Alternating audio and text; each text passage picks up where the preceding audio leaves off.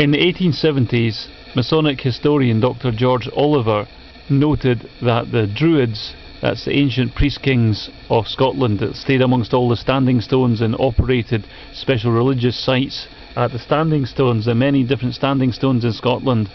They're all kind of carved with kind of reptilian snakes and adders and all that stuff. That in amongst all of these were people with special powers of vision, special powers of magic, special abilities, people who could, beings, not humans, but beings who could draw, beings that looked like us, that could shapeshift to look like us, that they looked human, but they could use these voodoo artefacts. These are pollen grains. The National Museum of Antiquities in Scotland denies all knowledge of what these things are.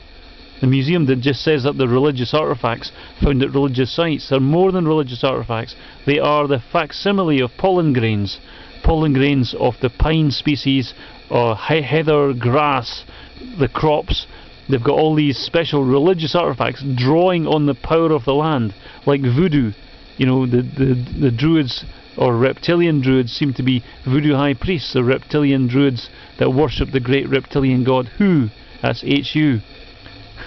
And that this voodoo practice of drawing the power and essence from the land was what the Druids were actually noted for. Now this is not known allegedly to the museum scientists, but it is known, generally an open secret, to the Illuminati, and that these artefacts, their purpose is known, and this fact is displayed outside the Sheraton Hotel in Edinburgh, where you can see all the male pollen grains scattered around a huge big egg. The big egg outside the Sheraton Hotel, in proportion almost, in almost natural proportion, you see these small male pollen grains gathered around the female egg. Huge big female egg. In nature the egg is massively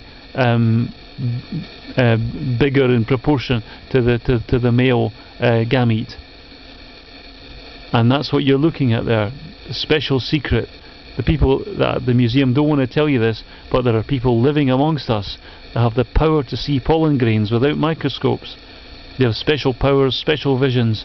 This is the evidence of the superhuman living amongst mankind, and you can see it displayed outside the Sheraton Hotel in Edinburgh. Whoever set up these monuments outside the Sheraton Hotel knows the special secret that these special people that live amongst us have the capacity to see at microscopic levels.